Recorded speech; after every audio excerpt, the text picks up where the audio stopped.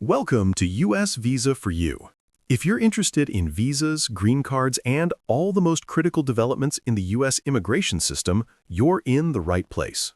We break down the latest news and key changes in immigration policy every week to make sure you're always informed. Hello, everyone. The autumn of 2025 has brought significant changes to the official vaccination recommendations from the leading American health authorities.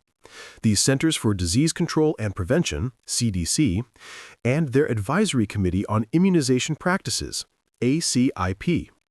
We will break down two key updates concerning, first, the COVID-19 vaccine, and second, the rules for administering the first dose of the varicella chickenpox vaccine for the youngest children.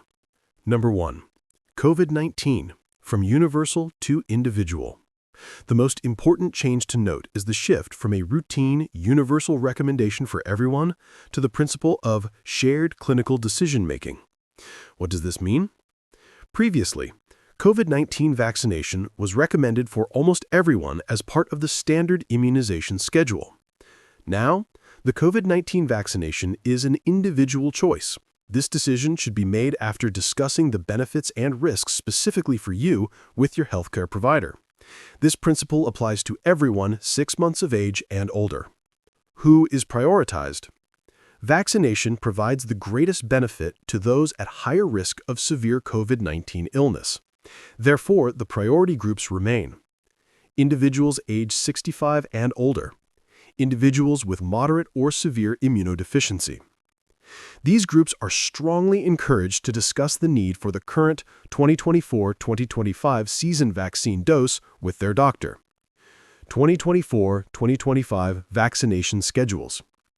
If you have not been previously vaccinated, 6 months to 64 years, it is recommended to receive 1 dose of the current vaccine. If you have been previously vaccinated, 6 months to 64 years, discuss with your doctor whether an additional dose is necessary considering the timing of your last vaccination. Individuals with immunodeficiency, additional doses may be recommended based on an individual decision. Number 2. Varicella and MMRV, protection against seizures. The second important update concerns the vaccine for measles, mumps, rubella, and varicella, chickenpox. The goal is to reduce the risk of febrile seizures, seizures that occur with a high fever, in the youngest children. New rule for the first dose, ages 1 to 3. The new primary recommendation for children aged 1 to 3 years, 12 to 47 months, the vaccines for measles, mumps, rubella, MMR, and for varicella, chickenpox, MMRV, should be administered separately, meaning 2 different injections.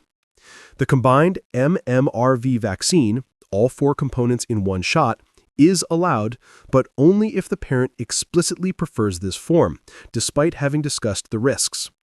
Why the change? This change is based on data confirming that administering the first dose of MMRV to healthy toddlers aged 1 to 2 slightly increases the risk of febrile seizures between 7 and 10 days post-vaccination, compared to giving MMR and varicella separately. The CDC, ACIP, decided to minimize even this small risk. What about the second dose? For the second dose, at age 4 and older, the rules are the same. Using the combined MMRV vaccine is generally preferred, as the increased risk of febrile seizures is not observed when the second dose is administered at an older age.